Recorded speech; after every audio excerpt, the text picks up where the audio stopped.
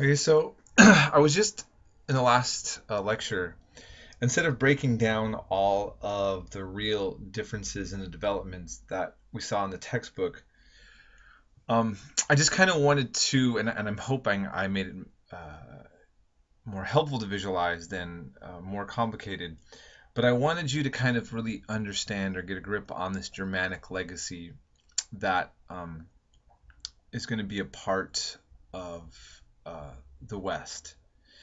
And to also see in it, um, like in the documentary, where we see where Clovis is going to shift from the Germanic gods to a Christian god, and it was based on his putting a wager on a war. So, I mean, this is also kind of interesting about the legacy of Christianity, which we can also will be touching on more a little bit later, but in the way that violence and war um, come with it, but also with a practical idea of unifying.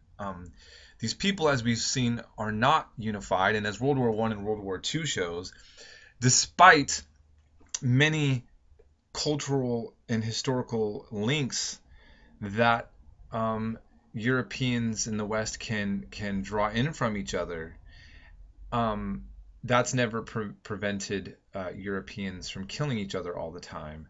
So, by the way, just think about that when you look at the Middle East and you say, why are those people always killing each other? And you see the violence taking place there. Realize that that's exactly how Europeans have been dealing with each other up until the end of World War II. Okay, which people still are alive from. So, unfortunately, in this world, despite the fact that people have sometimes the same religion, the same cultural background, some sort of like connections there, um, it doesn't prevent people from killing each other. And I also want to point out that while religion gets blamed for all of it, do you notice how religion is often being used as a unifying factor? Religion is being incorporated, but do we think that if we took away religion, does it seem like that these wars wouldn't have been happening? I'm not making a case for religion, and I'm also not making a case against it. What I'm just trying to say is this: whether we're talking about paganism, pagans didn't make people more peaceful. They might have been more tolerant towards other religious ideas, but they weren't more peaceful. Christianity um, isn't making people more peaceful, even though Jesus' teachings were of peace. So, in Islam, we read about only wars being a response to defense. Of course, what's a defense and what's an offense? That's always a debatable thing, right? Um, in other words, it seems that human beings in all parts of the world have been acting the way that they're going to act, regardless of the isms and the ideologies. But we can see how certain things function to help and be utilized in a certain way. Okay, and so that's my approach that I take to this, to think about in the birth of Latin Christendom. uh, Christianity really kind of helps ground a tribal society. So let's just go into that. First of all, I want to show you the map, and to visualize what we end up seeing: a large Frankish kingdom. We have the Saxons, which are going to be a part of. So see, here's where the ancestors of our language comes from. There. So this is the British Isles. This is Scotland in the future, Ireland, Wales. These are the conquered peoples by these peoples. Okay. Here's Slavic territories, Baltic tribes. We have the steppe peoples, which means Turkic groups. And you know, Basque, which is it's a whole nother topic. Um, and then we have the Islamic world coming here and eventually taking over from the Germanic tribes. And so Europe for a time is Germanic, and it also has an African Arab element to it as well in terms of ruling class and so forth. Um, so we see a patchwork of different people here, by the 8th century. And um, anyways, I hope this kind of helps you visualize. And then we have, of course, the Byzantine Empire, which isn't out of the picture, the Eastern Roman part. But as you see, Eastern Rome is occupying itself with Muslims, with the Islamic world, and that is something that is not as much being bogged down over here in the West. It stops here, as you remember with Charles Martel, okay, right here, and that is going to be that. So, anyways, that's a kind of visualization of where we're at. So, where these are different kingdoms, but they have shared traditions. So, they're coming out of the Roman legacy, as we've been discussing. And of course, in this class, when we're talking about the West, we went from ancient Mesopotamia and we drew in people from the Levant, and we went to Greece, and then we would go to Rome. And then we see the fall of Rome, and here we are. Rome fell, but it left. It's like a house that's abandoned. People come to the house, you might redecorate, you might even remove a wall.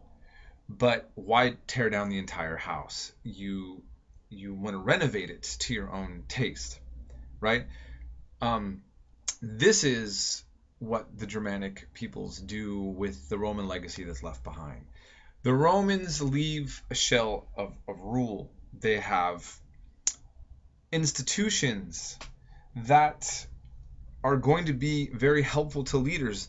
We saw even with Islam how the Persian legacy, by way of example, and the way that they governed were something that the Islamic, the Arabs were going to incorporate into rule. I mean, this is common, right? You don't throw out the baby with the bathwater. If somebody's got a foundation set for something, you might come in, you're going to redo it, but you're going to work with what you already have. So, but they did things also very different. So one of the things that they did different, as you noticed, is that while Roman citizens were equal, you had the Wehrgilt, this Germanic legacy that an individual was worth a certain amount of money in the case of needing to be compensated for if they're killed. And they had different types of value depending on the kind of status that they had. This is a tribal legacy. And so this is, again, something I want to point out. You know, we talked about when Saddam Hussein is ruling Iraq, that even though his official ideology was pan-Arabism, which was to be a unifying factor for all Arabs, he really focused on his family and made his tribe really benefit from the regime. It was really the Decreti tribal base that were had the most solid reigns of rule. In Syria, you see with Assad, the Alawites and his tribe having most of the power, even though he has an official pan-Arab ideology. We look and we see the Arab world do that. That's not uncommon for where our Germanic legacy we're also doing things.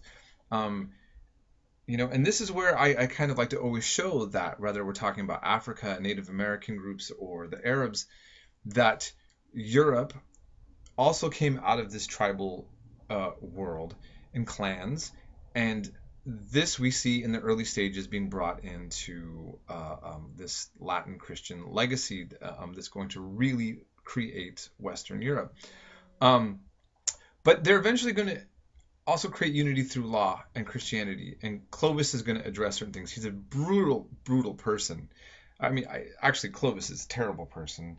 He kills off, as you see in the book, and it's a little bit addressed in the documentary, he kills off all of his family just to solidify his power. He's quite an awful person. And here's a guy who helps really tip the West into Christianity. Just think about that. But again, I don't think that we have to judge Christianity based on that. But I think we should also, you know, when we're judging other religions like, you know, Islam in the West, looking how violence gets used for political means, we should not be surprised and not see any religion as having a monopoly on that kind of legacy. These are just things that happen. And But his legacy also, just like all these other characters, is not straightforward bad either. Um, and this is tricky when you come from a bird's eye view of a legacy in the past. Okay, and the situation for the conditions of property and women and this change of roles here. I'm going to end this lecture right here. I'll move on to the next one.